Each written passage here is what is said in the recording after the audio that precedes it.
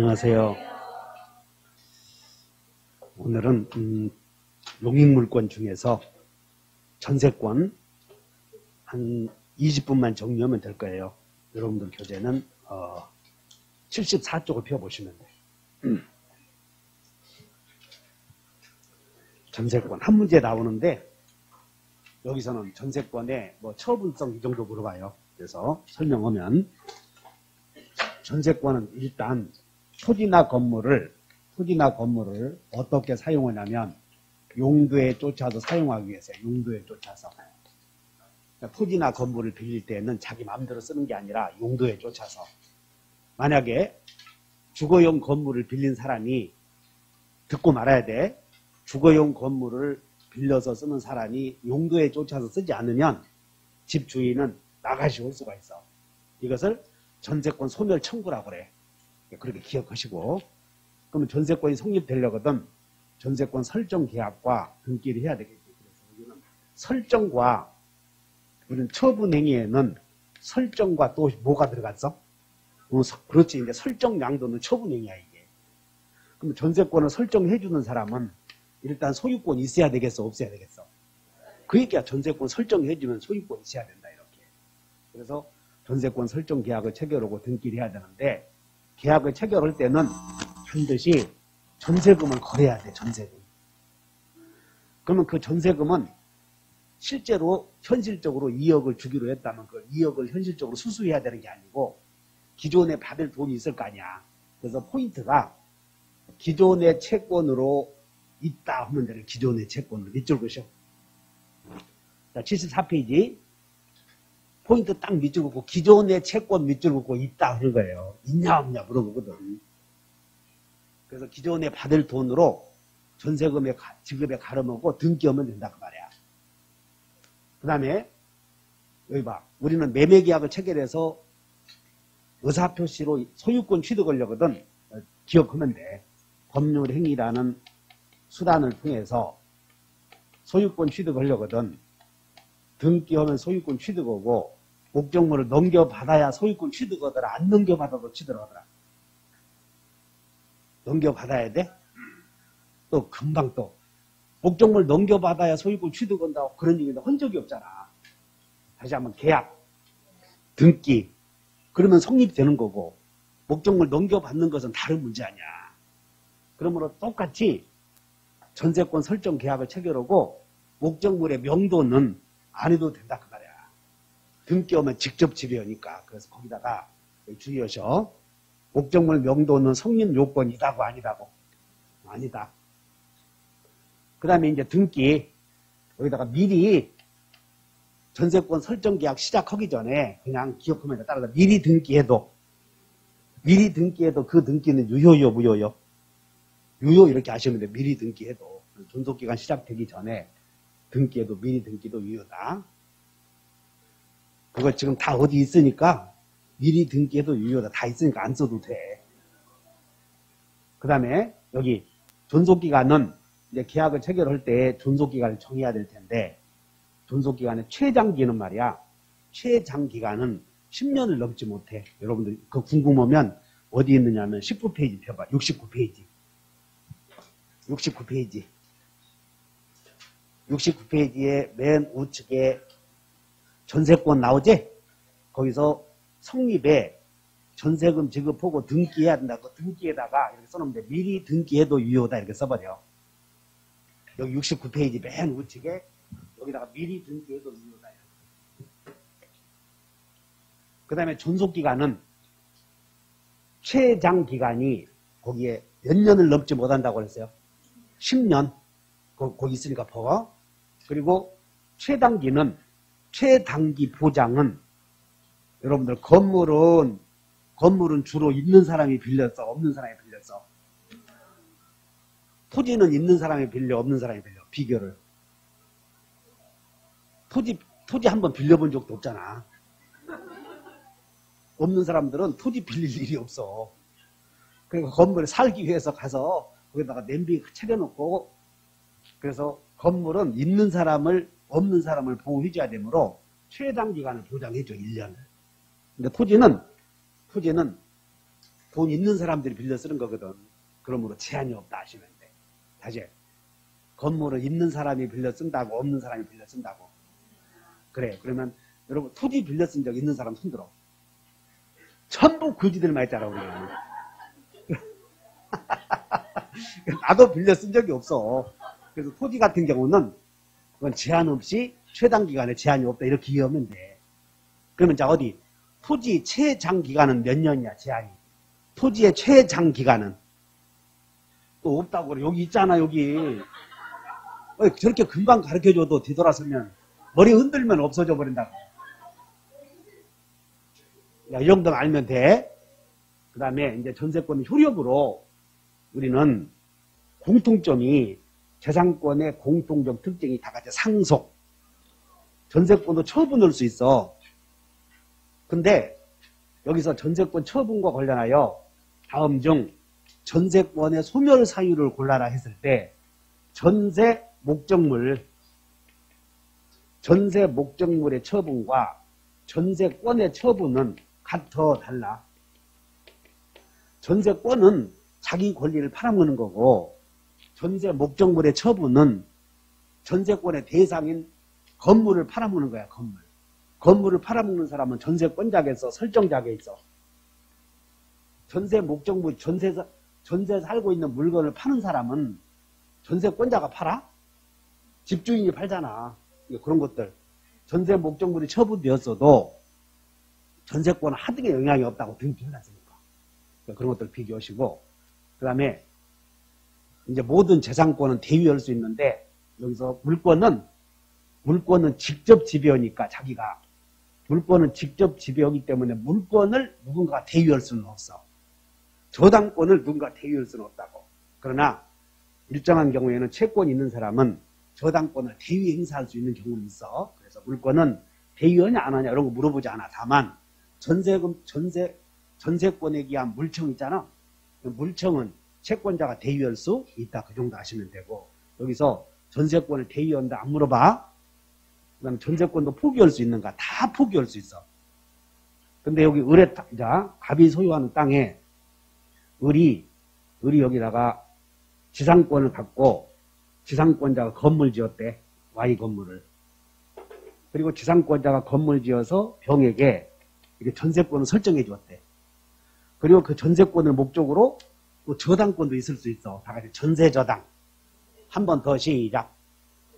그러면 전세권을 포기할 때는 포기하게 되면 그게 부기 등기되어 있는 저당권자가 피해가 있으니까 전세권을 포기할 때는 저당권자의 동의를 얻어야 돼. 이런 것들이. 그래서 한번 여기보다 전세저당의 경우 미안 전세권은 처분권이 있는데 전세권은 자유롭게 팔아먹을 수가 있어. 그러면 설정자가 동의 안 해줘도 팔아먹을 수 있다고. 동의 안 해줘도. 그러면 계약 체결할 때 전세권 양도 금지 특약 이걸 물어보거든. 계약 체결할 때. 그래서 계약 체결할 때 여기다가 계약서에다가 전세권을 팔아먹어서는 안 된다. 전전세 해서는 안 된다. 이런 계약을 체결했다고 봐. 전세권을 팔아먹어서는 안 된다. 그러면 물권은 주의해야 돼. 전세권은 자기가 직접 지배하거든. 그러니까 직접 지배하는 권리는 강한 처분성을 보장받아. 근데 여러분들 세계적으로 우리나라에만 전세권 제도라는 게 존재해. 그러니까 임대차에서 전세권자를 보호해주기 위해서 우리나라에서 1984년도에 전세권 편을 만들어놨다고. 그럼 무슨 얘기냐면 전세권은 채권의 특징을 갖고 있다 생각하면 돼. 자, 한번 여러분들 전세권은 채권의 특성을 갖고 있어. 그러면 임차권을 양도할 때는 채권이니까 동의 있어야 돼, 없어도 돼. 임차권 양도는. 동의 있어야 임차권 양도는. 저당권 양도는 동의, 물권의 양도는 동의 얻을 필요 없어. 직접 지배하니까. 가장 물권 양도는 누군가의 동의 없이도. 전세권의 양도는 동의 없이도. 근데 전세권자가 양도해서는 안 된다고 해버렸지? 그러면 채권처럼 양도 못해. 이렇게. 자, 머릿속에 기억해봐. 전세권은 전세 임차권을 보호하기 위한 제도야. 전세금. 전세금을 주고 등기 안 하면 그게 주택임대차 보호법에 적용을 받거든. 그러다 보니까 주택 임차에 대해 지위는 약한 지위에 있기 때문에 자유롭게 임차권을 팔아먹으려거든 임대인의 동의를 얻어야 돼. 근데 그래서 임차인에게는 여러 가지 상황이 불리하기 때문에 그걸 강하게 보호하기 위해서 전세권도 등기해서 물권화 시킨 거야, 물권화. 그럼 물권은 직접 지배하니까 사용가치나 교환가치를 직접 지배하므로 직접 지배하고 있기 때문에 권리를 자유롭게 팔아먹을 수 있어. 자, 그럼 물권은 다른 강한 양도성. 전세권도 물권위가 양도할 수 있어. 근데 양도 금지 특약을 해버리면 못한다 그 말이야. 그럼 시험이 자 전세권자는 설정자의 의사에 반해서도 이렇게 물어봐. 의사에 반해서 이렇게 나오면 우리 시험에 그냥 의사에 반해서 그럼 이따 해버려. 기분 나쁘면. 이런 표현에 다 의사에 반해서. 그러니까 전세권자는 설정자의 의사에 반해서도 양도할 수 있다 해버리라고. 어디? 지상권은 설정자의 의사에 반해서 양도할 수 있어. 그냥. 왜냐하면 지상권 양도 금지 특약은 무효거든. 정신이 오락가락해? 가장 물권은 양도 금지 특약이 무효라니까. 물권은 양도 금지 특약이 무효요. 근데 그 중에서 전세권은 양도 금지 특약이 유효요, 무효요? 유효 양도 금지 특약이. 그리고 양도 금지 특약을 안 했다면, 계약 체결할 때 양도 금지 특약을 안 했다면 자유롭게 의사에 반해서도 양도할 수. 의사에 반해 양도할 수, 양도 금지 특약이 없었다면 하는 거야. 근데 특약이 있으면 못하는 거지. 특약이 있으니까. 특약이 있는 걸 잘 봐야 되고. 그러면 의사에 반해서 양도할 수 이렇게 있다고 해야 돼, 없다고 해야 돼. 여기는 계약 체결할 때 양도 금지 특약을 했다는 의미야, 이게. 그러니까 없다 해야 되고, 지상권은 있다고, 없다고. 있다 하면 돼. 다시 한번 지상권은 양도 금지 특약이 무효니까 의사에 반해서 양도할 수 있다. 전세권은 양도 금지 특약이 유효이므로 의사에 반해서 양도할 수 없다. 이렇게 하시면 돼요. 그래서 채권의 특성을 보유하고 있다. 이렇게 하시면 되고. 그 다음에 따라서 보다 토지저당, 전세저당, 지상저당. 그러니까 토지저당은 저당권이 토지에 있는 거고, 건물저당은 저당권이 건물에 있는 거고, 그럼 어디? 전세저당은 저당권이 어디에 있는 것이야? 전세권에. 아, 무슨 건물이야. 다시 토지전세권, 건물전세권. 즉, 뭔 얘기냐면, 우리는 지상권이나 전세권은 처분할 수 있다고 하지 않았어. 그럼 처분에는 설정도 있잖아. 양도도 있고. 그래서 전세권은 팔아먹을 수도 있고, 설정해 줄 수도 있다니까. 다시 한번 저당권 설정. 이해 가셨나? 전세권을 담보로 저당권을 설정으로 돈 꽂을 수 있어. 지상권도 마찬가지고. 그러면 그때 이제 전세 저당은 이 건물에 을구에 1번, 을구에 전세권자 이렇게 있을 때 이 전세권을 담보로 해서 1-1번지 저당권자 A 이렇게 있을 수 있다니까. 전세권을 목적으로 저당권이 있어. 그 물권은 전세권은 포기할 수 있는데 이게 포기하면 다른 권리의 목적이 되고 있잖아. 이거 포기하면 주등기가 소멸하면 이것도 없어지지. 그러므로 전세 저당의 경우 전세권을 포기하려거든 저당권자의 동의 있어야 그런 말이 들어가고. 그래서 전세 저당의 경우 저당권자의 동의 없이는 전세권을 포기하지. 여기서 물권은 포기할 수 있는데 자유롭게 포기할 수 있어. 근데 포기에 대하여 내가 어떤 권리를 포기함으로써 그 권리에 대한 제3자의 권리가 존재하잖아. 그럼 제3자의 동의를 얻어야 돼. 이런 게. 두 개가 있어. 다 같이 전세권의 포기. 다시 전세 저당에서, 지상 저당에서, 지상권을 목적으로 저당권이 있을 수 있어. 또 너무나 어리버리하지 말고 다시 한다. 이거 기본적으로 권리는 포기할 수 있어. 근데 그 권리가 제3자의 권리의 목적이 되고 있다면 제3자의 동의를 얻어야 한다. 이렇게 하시면 되지. 그 다음에 전세권도 이제 침해가 되면 점유하고 있으므로 전세권자도 점유하고 있으니까는 에어발 전물청이 있고 전세권도 본권 아니야. 그래서 본물청이 있는 거지. 물권의 침해 시. 그 다음에 여기 갑이 토지 건물을 갖고 있는데 갑의 토지도 갑의 땅이고 건물도 갑의 것이야. 근데 건물 소유권만 이렇게 넘어갔다면 건물 소유권 넘어갔다면 우아래가 동일인 소유였다가 건물 소유권만 넘어갔다면 건물 소유권자에게 인정해주는 권리가 다 같이 반법지. 편습법상 법정지상권이야. 근데 우리는 법률의 규정에 의해서 성립이 되는 법 규정에 의해서 성립이 되는 권리는 대부분 임시여 임시. 임의 규정이야. 그렇기 때문에 권리 포기. 이제 오늘 포기를 여러 번 할 텐데 그 권리를 포기하기로 하는 특약이 있어버리면 관법적으로 성립이 안 돼. 자, 그런데 이때 갑과 을이 토지를 이렇게 증여하면서 갑이 건물을 철거하기로 해버리면 우아래가 동일인 소유였다가 토지를 증여하면서 갑과 을이 증여계약서 속에 위에 있는 건물은 철거하기로 한다 하면 철거해야 되겠어? 지상권 의결해야 되겠어? 철거해야지.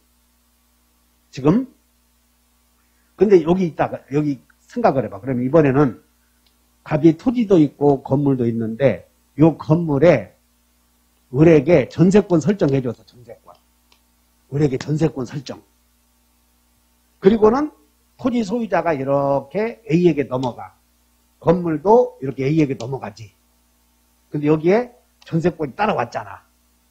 그러면 두 사람이 건물을 토지 소유권이 넘어가면서 건물 철거하기로 해버리면 토지만 만약에 샀고 건물은 갑이 있었는데 건물을 철거해버리면 철거해야지. 원래 밑에서는. 근데 이거 철거해버리면 전세권자만 호구되잖아. 그래서 전세권자를 보호하기 위해서라도 전세권 설정자에게 법정지상권을 인정하자는 것이야. 전세권 효력으로. 그래서 이때 법정지상권은 전세권자에게 있는지 설정자에게 있는지 이렇게 물어본다고. 자, 여러분들 설정자의 법지. 여러분들 지금 69페이지에 쭉 내려와서 어디로 내려가냐면 요약집 거기에 쭉 봤더니 설정자의 법정지상권 혹시 못 찾겠어? 응? 13번. 13번 봤 전세권의 효력에서 여기 전세권의 효력에서 봤더니 전세권자의 법지요, 설정자의 법지요. 그러니까 여러분 그냥 그 제목만 알면 돼. 아, 우아래가 동일인 소유였다가 자, 전세권이 우아래가 동일인 소유인 건물에 전세권이 성립이 되고 그 후에 토지 소유자가 달라질 때에 우아래를 철거하기로 해버리면 전세권자에게 피해가 되니까 철거 특약이 무효가 되고 건물 소유자에게 당연히 법지를 인정해야 되고 이때 법지는 전세권자에게 인정되다 그러면 틀려. 법정지상권은 건물을 소유하는 자가 갖는 권리니까. 그거 함정이니까 주의하셔. 어디? 여기 법지는 법지는 건물 소유자가 갖는 것이야. 건물 전세권자가 갖는 것이야. 그러니까 건물 소유자는 이 사람 아니에요, 이 사람. 소유자가 갖는 거니까 거기다가 전세권 설정자에 거기다가 형광펜 해놓고 눈으로 외워도 전세권자의 법지가 아니다. 이렇게 틀리지 않도록. 그 다음에 우리는 남의 물건 빌려 쓰다가 지금 갑이 토지 건물을 갖고 있는데 이 건물을 을이 전세권을 갖고 있었대. 전세권. 남의 물건을 빌려 쓰다가 불가항력으로 지진으로 멸실이 되면 지진은 책임 있는 사유예요, 책임 없는 사유예요. 이제 여러분은 책임 없는 자는 책임 없다. 그래서 책임 없는 자는 책임 없는 거예요. 그래서 전세권의 존속기간 동안에 건물을 빌려 쓰고 있는데 불가항력으로 지진으로 멸실이 되면 거기에 멸실된 책임 원상회복 의무가 없어. 그런데 전세권자는 반대 특약이 없으면 자유롭게 그 건물에 대해서 전전세 할 수도 있다고 그러지 않았어? 또는 전세권도 전전세 할 수 있어. 그러면 전전세 했는데 지진으로 멸실이 되면 그때는 온통 쪽박 다 차야 돼. 뭔 얘기냐면 전세권자는 특약이 없으면 자유롭게 전전세 할 수 있어 없어? 있어. 근데 불가항력으로 멸실되면 원칙은 책임 면해야 되는데 전전세까지 해줬지 않았어? 그때는 책임을 면치 못한다고요. 우리 민법에 불가항력 책임이 딱 하나 있어. 자, 여러분들 불가항력 책임자. 누구에게? 전전세 헌자 이렇게. 불가항력 책임자는 전전세 헌자에게 인정된다 이렇게 하시는데 지금 여러분들 74페이지에 요약지 74페이지에 위에서 맨 위에 봤던 양가로 6번을 봐. 양가로 6번. 한번 읽어본다. 전전세한 전세권자는 불가항력 책임 있다. 이렇게 기억하시라고. 원래 전전세 안 했다면 불가항력 책임이 없어. 근데 우리나라에서 우리 시험에서 불가항력으로 건물이 멸실된 경우 책임져야 되는 사람이 딱 한 사람이 있는데 그 사람이 누구다고? 전전세 한자예요. 자, 그 다음에 이제 존속기간이 만료되었어. 그러면 존속기간이 만료되면 전세권자는 전세금을 이렇게 반환해야 되고, 그 다음에 빌려 쓰는 사람은 목적물을 명도해야 되고, 그 다음에 여기에다가 등기에 필요한 말소 등기까지 해줘야 돼. 이게 동시행관계야. 그러므로 집주인이 전세금 반환을 해줄 때 전세권자는 건물만 넘겨주는 것이야. 서류까지 넘겨줘야 돼. 서류까지 넘겨줘야 돼. 이렇게. 그게 동시행이다 하시는데. 두 번째는 설정자가 전세금 반환을 지체하면 전세권자는 경매 신청할 수가 있어. 경매 신청. 이때 경매 신청할 때에 일부 전세권자는 양가로 4번을 봐. 맨 위에서 양가로 4번. 74페이지. 일부 전세권자는 전부에서 다른 사람이 경매했을 때는 전부에서 우선 변제 받을 수 있지만 스스로 경매할 때는 전부에 대해서 경매 신청할 수는 거기다 밑줄 긋는 거예요. 이게. 자, 일부 전세권자 일부에 지금 뭔 얘기냐면 여기가 3층 건물이거든. 3층 건물이더라도 소유자가 구분 등기를 안 했다면 이거 한 개의 물건이야. 구분 등기 안 했다면. 근데 여기 2층에 이 조흥은행이 있어서 이거 판례가 2층에 조흥은행이 전세금 10억에 이렇게 살고 있었는데 집주인이 전세금 반환 안 해주는 것이야. 그럼 이 부분만 경매해야 될 거 아니야. 근데 지금 일부의 전세권 있는 사람은 전부를 경매해야 되므로 이 부분만 살 사람이 없거든. 이 부분 어떻게 사냐고 살려면 통으로 다 사야지. 구분 등기 안 됐으니까. 그래서 일부 전세권자가 경매를 신청할 때는 건물을 분할해야 돼, 분할. 그래서 3개로 만들어 놓고 경매해야 된다 하시면 돼요. 이제 여러분은 일부는 전부를 경매 신청할 수는 없다. 이렇게 외우면 돼. 다시 외우면 일부는 정경 없다. 그렇게 외워놓으면 돼. 그러나 일부라도 전부에 대해서 우선 변제권이 있어 없어? 다른 사람이 경매했을 때는 전부에서 순서대로 우선 변제 받을 수 있어. 거기다가 주의하셔. 그 다음에 이제 전세권에서 제일 많이 나오는 게 전세권 처분인데 우리는 처분에는 하여튼 머릿속에 불리하여 그러면 뒤에는 있어 없어? 외워야지. 다시 불리하여 뒤에는 없어. 그러니까 제한물권은 무슨 권과 불리하여 양도할 수 없다고 그래. 왜냐하면 제한물권은 항상 종된 권리야. 종된 권리. 저당권은 채권과 불리하여 양도할 수 없다 하라니까 불리하여만 나오면 보지도 말고. 그럼 만약에 근데 용케 예외적으로 불리하여 하나 있는데 그러면 그거 지상권만 있어. 용케 하자면 지상권은 지상문 소유권과 불리하여 뒤에는 그러면 틀렸다 해야 된다 여기다가. 지상권은 불리하여 양도할 수 있어. 나머지는 다 불리하여 양도할 수는 없어. 이렇게 나오면 틀렸다 하면 돼. 그 다음에 이제 그러면 전세권은 전세금 채권과 불리하여 양도할 수는 전세권은 그냥 외워봐. 전세권은 불리하여 뒤에 있어 없어? 없어. 어디? 저당권은 불리하여 뒤에는 없다. 지역권은 요역지 소유권과 분리하여 양도할 수 없다. 유치권은 채권과 분리하여 양도할 수 없다. 지상권은 분리하여 양도할 수. 그 정도 연습한 거야. 근데 어쨌든 전세권 양도 금지 특약은 아까 유효라고 그랬어, 무효라고 그랬어. 전세권 양도 금지 특약. 그리고 여러분들 특약 물권법에서 특약만 나오면 등기해야 제3자에게 대항한다. 그냥 외울 것도 없어. 따라서 특약은 너고 나고 약속 아니야. 근데 너고 나고 약속한 걸 가지고 다른 사람에게도 지키라고 하면 말이 안 되잖아. 특약은 등기하면 대항한다. 존속기간 약정도 등기해야 대항해. 다 마찬가지로. 그런데 이 전세권의 분리처분 가능 여부와 관련하여 원래는 하여튼 전세권은 분리처분이 돼, 안 돼? 안 돼. 전세권은 종된 권리니까. 근데 전세금 채권은 전세권과 분리처분 넣을 수 있냐, 이게 문제가 돼. 전세금 채권은 어쨌든 전세권은 종된 권리이므로 주와 분리해서 양도할 수 있어, 없어? 없어.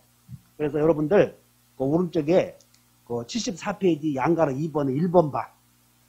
박스에 전세권의 분리처분 가능 여부에 존속 중이 요 박스에 여기 존속 중이든 종료 후든 전세권만 팔아먹을 수는 없어. 그걸 했나? 그러나 어쨌든 전세권은 절대 분리처분이 안 돼. 전세권은. 그런데 전세권이요, 전세금 채권이요. 이것에 분리처분 가능하냐, 요거 물어본다고. 전세금 채권에. 그럼 존속 중과 종료 후인데 전세권의 종료가 되면 전세권은 용익물권의 기능이 없어지고 담보물권의 성질만 갖고 있으므로, 자, 여기 봐. 이 토지에 우리 저당권을 갖고 있다고 봐, 저당권. 그러면 피담보 채권 변제기가 도래해서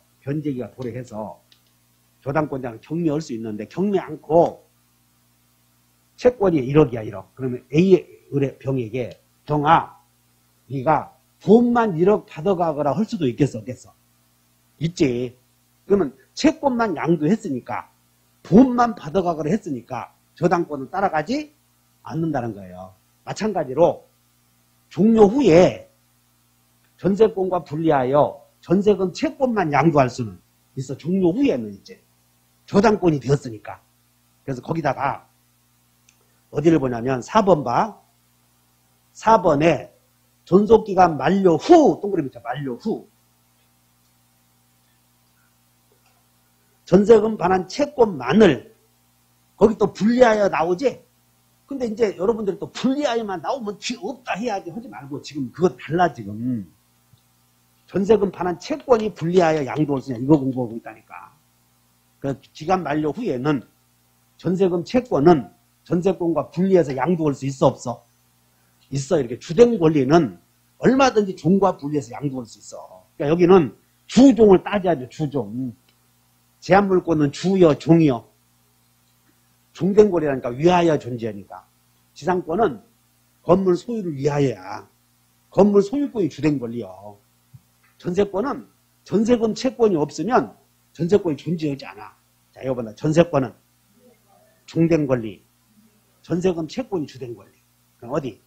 지역권은 그냥 독립적으로 존재하는 거예요. 요역지 소유권에 따라다니는 거예요. 그것이 주된 권리야, 요역지 소유권이. 그러니까 요역지 소유권이 팔리면 자동적으로 따라가고, 요역지 소유권과 분리해서 지역권만 사는 사람이 있겠냐고. 여기 안 다니는 사람들은 지역권 산다고 해서 쫄딱 망하는 거예요. 어쨌든 그럼 어디? 지역권과 분리하여, 잘 들어봐. 머리 쫑긋. 지역권과 분리하여 요역지 소유권만 양도할 수 있다. 맞아, 틀려. 지역권과 분리하여 요역지 소유권만 양도할 수 있겠냐? 맞아? 맞아. 지역권은 따라가지 않고 너는 그냥 요역지만 살아 할 수 있다니까.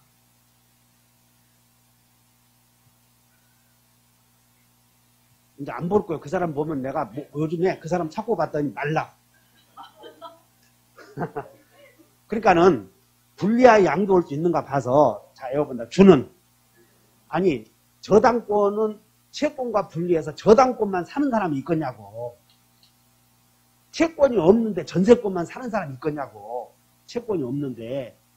그러나 돈만 받아갈 수는 있겠어 없겠어? 그 얘기야. 지금 전세권과 분리해서 돈만 받아가라 할 수 있다니까. 알아들었냐? 근데 문제는 존속 중이요. 존속 중에. 그래서 여기 봐. 전세권의 존속기간이 여기가 만료가 되는데 지금 을은 요 토지의 전세권 갖고 있고 점점 홍승환 선생 글씨 따라가 어떡해. 이 심할택이 없이 쓰니까 그런 거예요. 그럼 이 을에게 전세권이 있으려거든 기본적으로 그 전제로 전세금 채권이 있어야 되겠어 없어야 되겠어. 지금 이것만 요 기간 중에 양도할 수 있냐 지금 그거 배워. 결론은 이 기간 중에는 전세금 채권만 양도해버리면 전세금이 없는 전세권은 존재 가치가 상실해. 그러면 요 기간 중 이렇게 병에게 병아 전세권은 내가 갖고 있을 테니 네가 지금 당장 돈을 받아가거라 그러면 안 된다 그야. 그러니까 이 말을 뭐라고 쓰냐면 존속기간 중 전세금 채권만 확정적으로 이런 말이 들어가. 존속기간 중 전세금 채권만 확정적으로 양도할 수는 없다. 왜냐하면 전세권이라고 하면 이 기간 동안 사용료를 내야 되잖아 지금. 그런데 그런데 여기서 병아 내가 갑으로부터 전세금 1억을 받을 권리가 있는데 기간이 만료되면 그때 돈만 받아가거라 할 수는 있겠어 없겠어? 그래서 장래의 주권부 채권만을 양도할 수는 있다. 그 말을 기억해놓으면 돼. 그래서 전세권이 소멸하는 걸 조건으로 여기 앞으로 기간이 만료되면 그때 받아가거라 할 수 있다는 거예요. 그래서 장래의 전세금 채권만을 양도할 수는 있다. 그럼 어느 경우든 함께는 다 있어. 함께는 다. 함께 양도할 수 있어 여기서는. 이 을이 전세권과 함께 다 병에게 통째로 전세권과 전세금 채권을 다 넘겨버릴 수 있어요. 이렇게. 그럼 부기 듣기 하면 이제 넘어가는 거지. 이렇게. 마찬가지로 만료 후에도 함께는 다 있고. 그러니까 여러분들 함께 그러면 뒤에는 있다 하는 거예요. 분리하여 그러면 없다. 그런데 분리하여 있을 수 있는 게 전세금 채권만 물어본다 하시면 돼요. 전세금 채권만. 그래서 밑줄 그셔. 자, 양가로 2번에 5번 봐. 존속기간 만료 후 나왔지? 그리고 분리하여요. 거기는 함께요. 거기 함께 그러면 뒤에는 있다 하면 되는 거예요. 여기까지 이해 가죠? 그렇게 해서 전세권 맞힐 거예요. 이거 한번 읽어보죠. 자, 이어서 이제 담보물권에 담보물권으로 들어가는데 그게 이제 용익권 비교 쭉 공부해 보시고 담보물권은 이제 유치권을 배우는데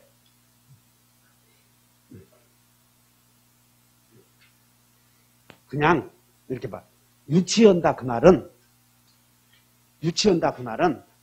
여러분들 유치장 그 말은 국가의 지배 범위 내에 가두어둔다 그런 뜻이야. 인도를 거절한다 그런 뜻이라고.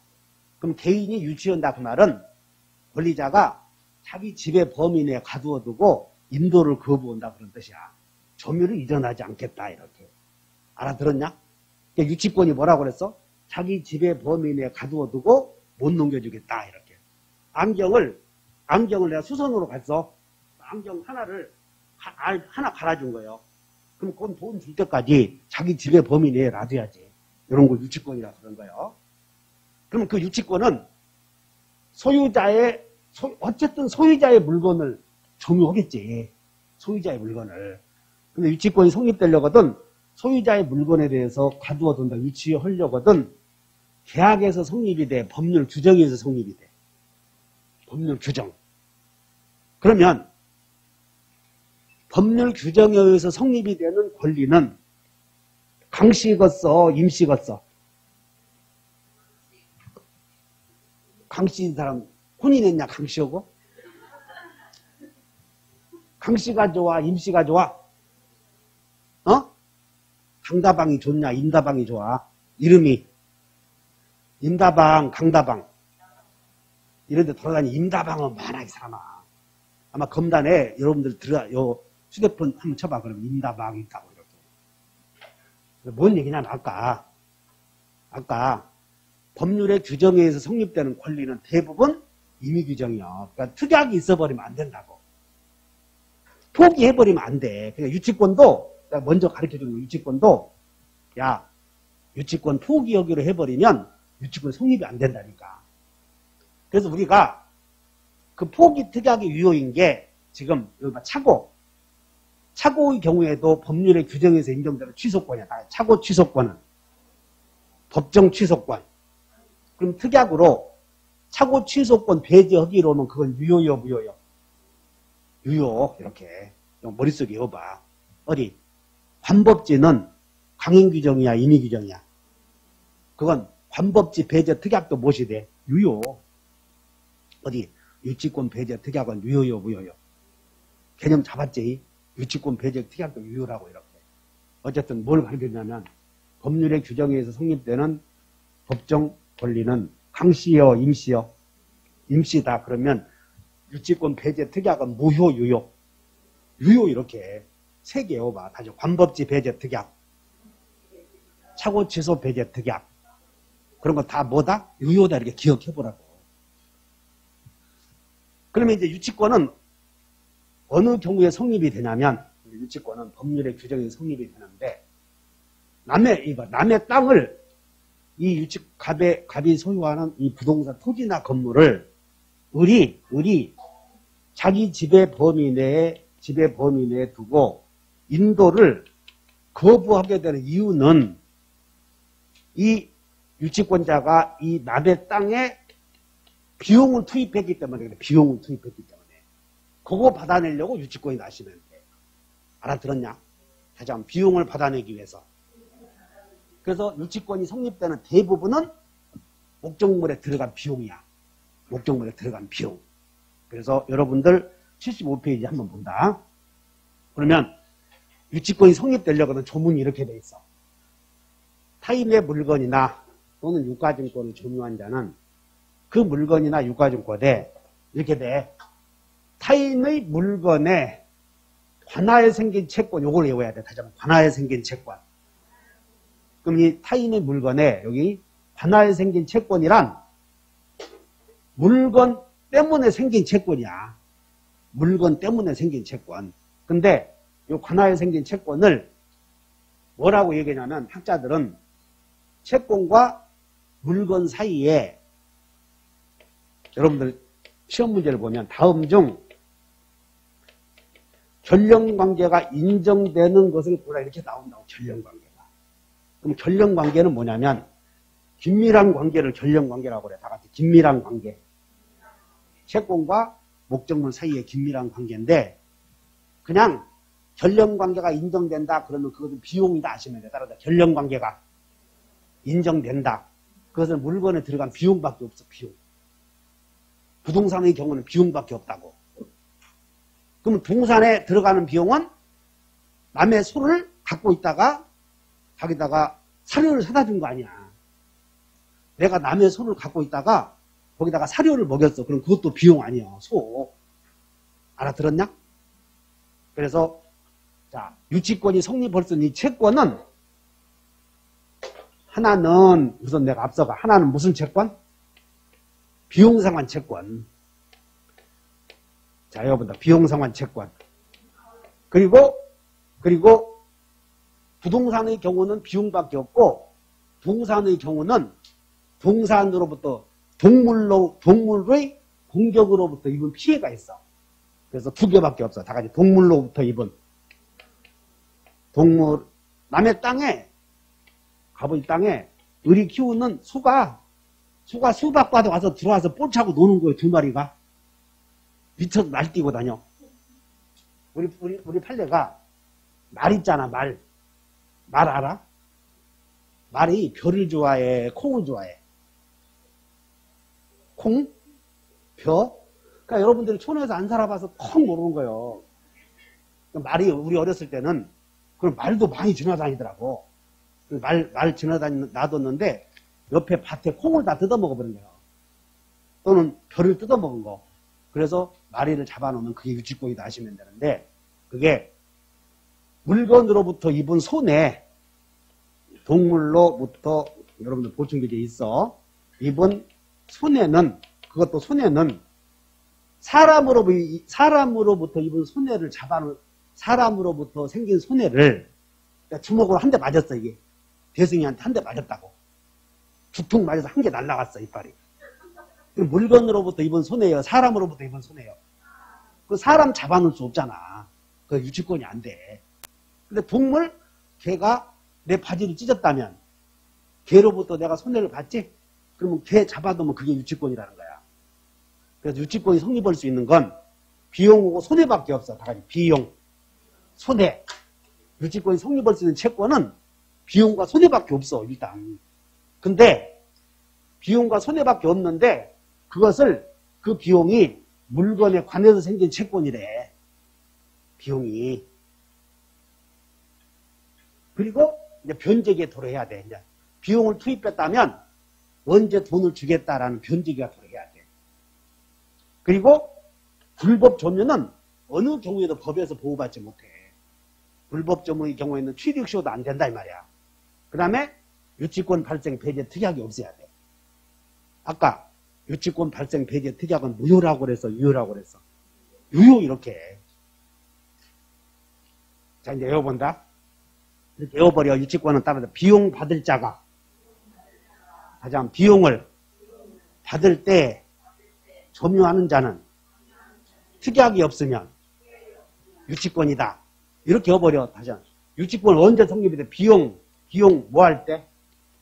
받을 때. 비용 받을 때 유치권이 성립된다니까.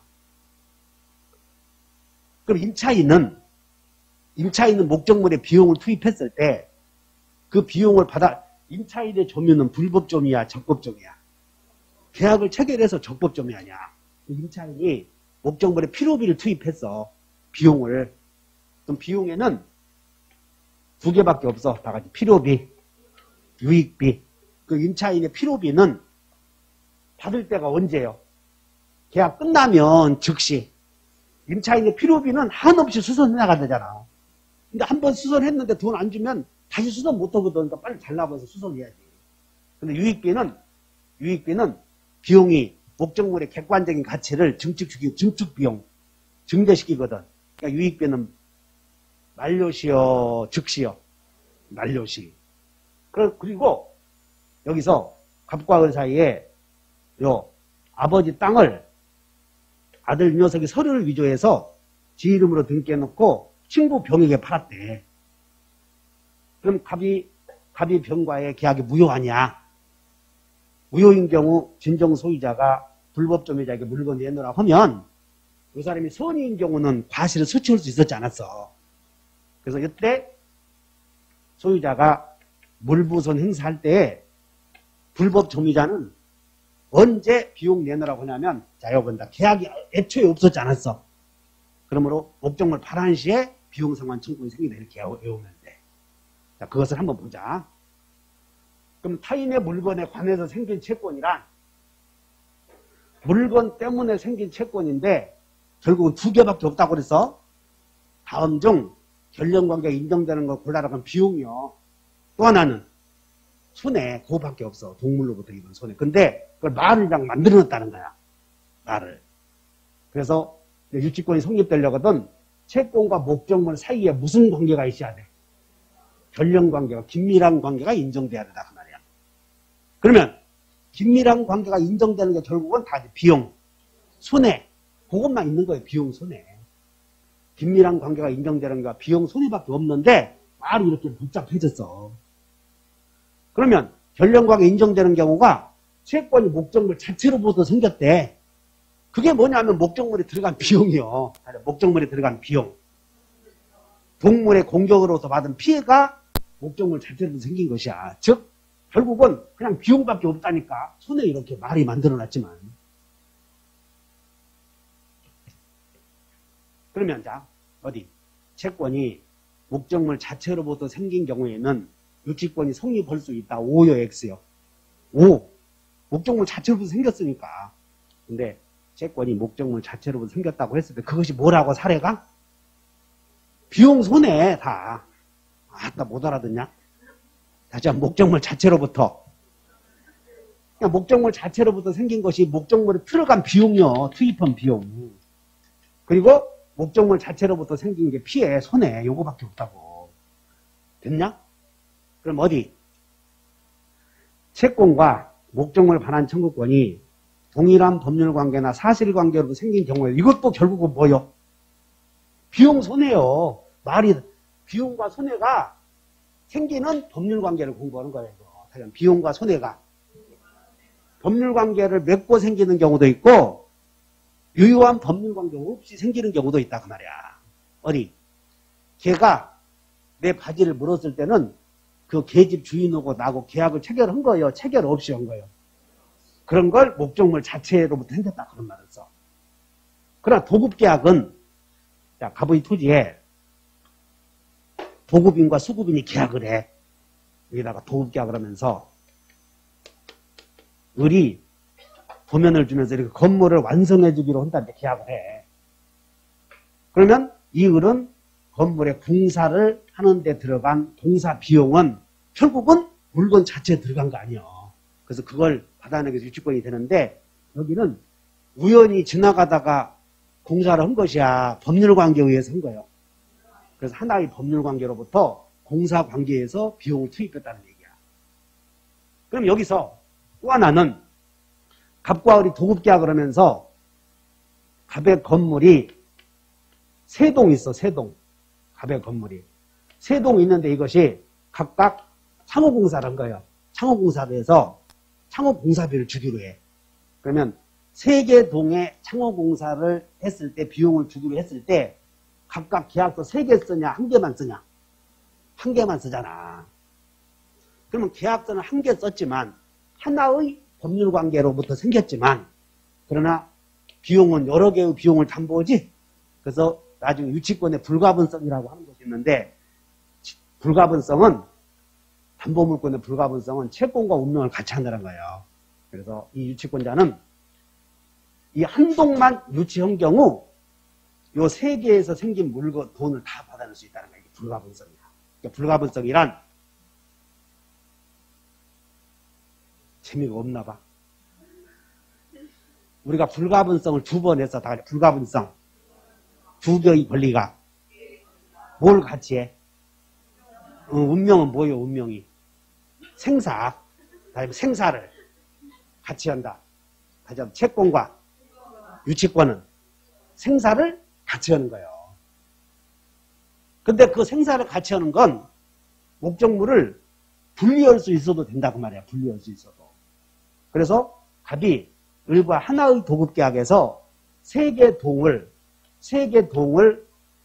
창호공사를 한 경우 수급인은 한 동으로부터 공사비용 다 받아낼 수도 있고 각각의 건물을 유치해서 다 받아낼 수도 있고 그 지맘이다 그 말이야. 이게 유치권의 불가분성이야. 그럼 여기서 이 갑과 을이 여기에서 X, A, B, C, D가 있을 때 여기에서 생긴 비용, 여기서 생긴 비용, 여기서 생긴 비용은 세 개 계약한 거예요. 하나의 계약이야. 그것을 하나의 계약에서 생긴 경우에도 유치권이 된다는 거예요. 결국은 말로만 한 거지 비용이 들어가게 된 이유를 설명한 거에 지나지 않아. 그 다음에 동일한 사실관계는 뭐냐면 이것도 여러분들 책을 받고 갔어. 정태야 책 받고 갔다고 이렇게. 근데 집에 갖고 갔는데 저 친구는 내 책을 우연히 실수로 가져갔는데 이 친구는 가져온 거요. 이렇게. 나는 맨입으로 갔지. 그래서 내가 내 책 내놓으라 하면 쟤는 내 책 가져올 때까지 너도 못 주겠다 한다고. 이 친구는 우연히 가져갔지만 여기서 불회동에서 여기까지 책 가지고 온 게 차비 들었잖아. 책 가지고 온 것도 비용이야 안 비용이야. 그냥 결국은 맨 비용만 얘기하는 거예요. 결론은. 그래서 하나의 법률관계나 사실관계로부터 생긴 경우에도 그건 말은 그렇게 되지만 그것도 하나의 비용이다 하시면 돼. 그 다음에 여봐, 하나의 도급계약을 체결하고 여러 동의 건물에 상호공사를 했다. 이런 얘기. 하나의 계약. 그 다음에, 여봐. 자, 여기 무효 취소 해제 시. 무효가 되었는데, 취소가 되었는데, 계약이라고 하는 매매계약. 매매계약에 의해서 소유권 취득했는데, 나중에 취소해놓고 봤는데, 목적물에 비용 투입한 거예요. 그래서 비용을 투입한 자는 이유를 불문하고, 그냥 유치권이야, 이거. 그래서, 무효 취소 해제 시 목적물에 비용을 투입한 자가 목적물을 내놓으라고 하면 내놔야 돼. 유치권 주장해야 돼요. 그 다음에 우연히 우산을 받고 갔대. 그리고 우연히 우산을 받고 갔으면 받고 간 우산 가져오는데 비용 들어갔어 안 들어갔어? 그냥 비용만 보면 유치권이 날는데.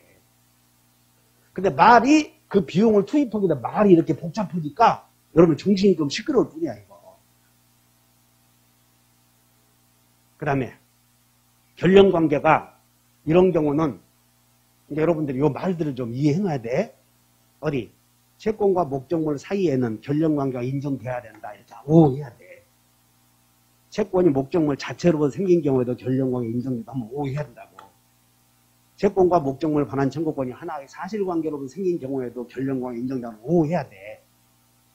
근데 결론은 목적물에 대하여 유치권을 주장할 수 있는 채권은 오로지 비용과 손해밖에 없다 이렇게 기억하면 돼. 그럼 여기서 결령관계가 부정되는 경우가 아마 채권이 목적물 자체를 목적으로 했대. 이 말하고 채권이 목적물 자체로부터 생긴 경우고 여러분 말이 좀 어려워. 채권이 목적물 자체를 목적으로 하는 경우는 여러분들이 보증금을 임대인에게 줄 때 물건 사용하기 위해서 줬잖아. 보증금은 임차 목적물에다 발랐어. 손내. 임대인은 손해 주었어. 손해 줬잖아. 보증금은. 아, 건물에다 발랐어? 그러니까 보증금 안 내놓으면 봐, 손을 칼로 잘라야 돼. 근데 저 손은 사람이 물건이 아니잖아. 그래서 유치권이 안 된다는 거예요. 그런 거. 자, 이거 본다. 권리금, 보증금. 그러면 나중에 이제 임대차에서는 온리 비용뿐이다. 비용만 유치권이고 나머지 일치 안 되는 거예요. 임대차에서는. 그러므로 다음 중 결령관계가 인정되는 걸 골라라. 부정되는 걸 골라라. 그럼 비용 찾으면 비용 빼고 찾으면 그 눈이 바보요. 바보. 있어도 눈이 보이지도 않는 사람이야. 자, 따라한다. 권리금 채권, 보증금 채권. 권리금은 임대인에게 준 거요. 바닥 권리금. 아니라는 거지. 그 다음에 여러분들 계약명신탁에서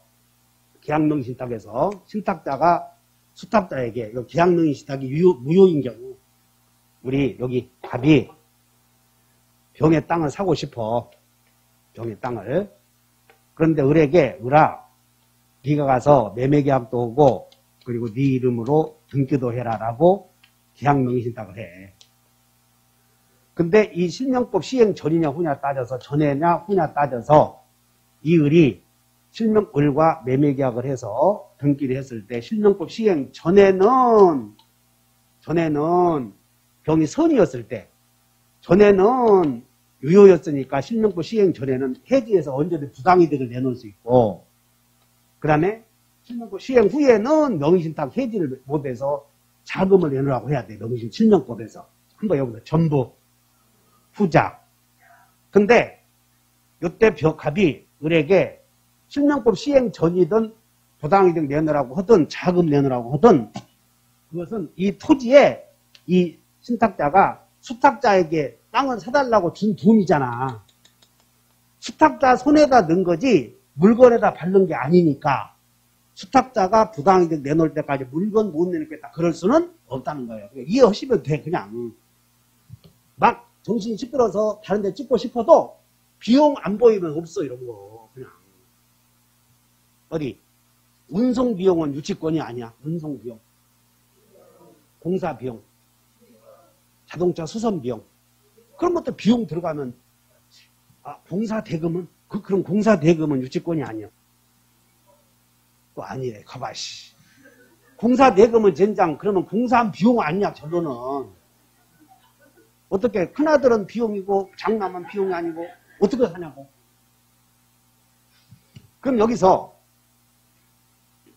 우리 시험에 갑이 을과 도급계약을 해서 여기다가 벽돌을 사서 건물을 지어. 근데 여기 벽돌은 어디서 사냐면 병으로부터 구입해와 이렇게. 그러면 이제 건재상이야, 건재상. 건재상이 수급인에게 자료를 매매해서 수급인이 건물 지었대. 그러면 건재상은 위반. 벽돌을 지가 갖다 붙인 거요, 수급인 손에 준 거요. 그럼 유치권이 되냐 안 되냐? 뭐 건축 자재상이다 이렇게 하면 틀리면 안 돼. 그러니까 병이 을에게 팔았던 거지. 을이 발랐잖아 이런 거. 을이 유치권을 주장하는 거지. 자, 여러분 건축 자재상은 건축 자재를 팔아먹은 사람은 그건 지가 바른 게 아니야. 그거 주의하시면 돼. 그래서 자, 유치권이 성립되려거든 관하에 생긴 채권이 있어야 되고, 여기서 도급계약에서 이제 변제기가 도래해야 돼. 변제기. 자, 이거 본다. 변제기 도래. 그럼 도급계약에서 이제 공사대금 지급 시기를 정했으면 그 시기가 바로 변제기가 도래하는 거. 밑에 2번 보면 돼. 밑에 몇 번? 자, 이거 본다. 양가로 2번 변제기 도래. 그러면 양가로 2번에 변제기 도래는 유치권의 성립 요건이야, 효력 요건이야. 그래, 변제기가 도래하지 않으면 성립이 안 돼. 이거 아주 시험에 많이 나와. 그 다음에 여기 봐. 비용과 관련한 임차인의 필요비는 언제다? 즉시 변제기가 도래해. 유익비는 즉시요, 종료시야. 종료시. 그 다음에 여기 점유자 회복자에 대한 관계에서는 점유자 회복자는 불법 점유자 회복자의 관계이고 계약이 없으니까 계약이 종료되었다는 말은 없지. 그래서 목적물 반환시가 변제기니까 여기 엄청 시험에 나와. 엄청 이렇게 반환시. 소유자가 물건 내놓으라고 할 때 유치권이 성립이 되는 거지. 말게 알아들어? 정태 네 눈만 보고 올 거예요. 지금 어디 하냐면 지금 점유자 회복자 그러면 그래도 나는 민법 선생 중에서 승질 안 내고 오는 사람이요. 승질 제일 안 내는 사람이 그래도 내가 2등이야. 다른 사람 보니까 막 뭐라고 그러더라고. 그게 60페이지. 요약집 60페이지 한번 보자.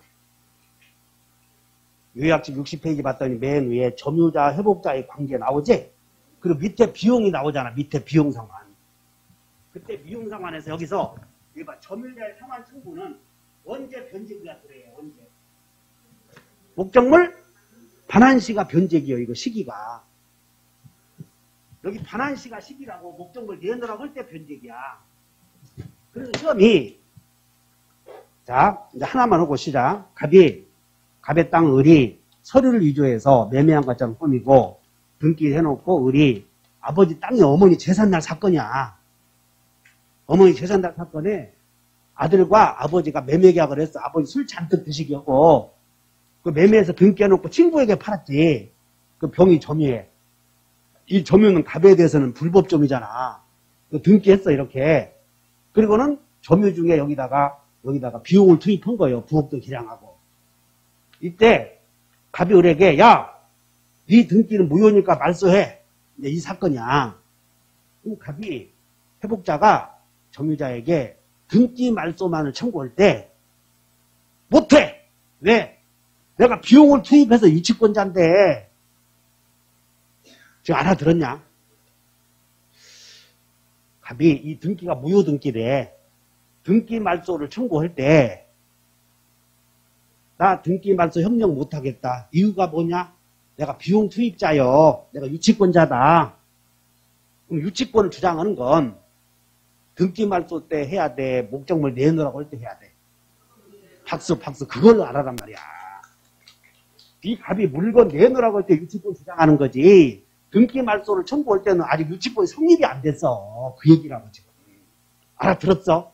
그래서 거기다가 별 펴놓고 내가 이 책이 조금 여기다가 좀 기출문제 넣어놓은 것도 있고 안 넣어놓은 것도 있는데 그런 것도 넣어놨어야 되는데 좀 안 넣어놔서 미안해 이렇게. 그러면 내년에 동생들 보내면 내가 자세히 넣어놓을게 이런 것도. 그리고 그 내용이 여러분들 그 내용이 판례집 있었지? 거기에 다 들어가 있어. 대한민국에서 유명한 시험 문제로 다 들어가 있어. 거기에. 작년에 그거 했더니 아, 사람들이 스타일이 다르대, 씨. 아니, 그 기출문제 공부하라고 했는데 뭐 스타일이 다를 게 뭐 있어, 하고 그래서 기가 팍 꺾여서 오늘 올해는 안 만들어버린 거예요. 그리고 작년에 있었던 거 특강한 사람 줬지. 구해놔서. 그 문제 만들어서 그렇게 판례 정리 여기가 그 기본서 쓰는 10배 이상의 시간이 걸려. 이런 기본서 쓰는 것은 그냥 아무것도 아니거든. 이 기본서 쓰라고 그러면 뭐 일주일이면 써, 이런 것들은.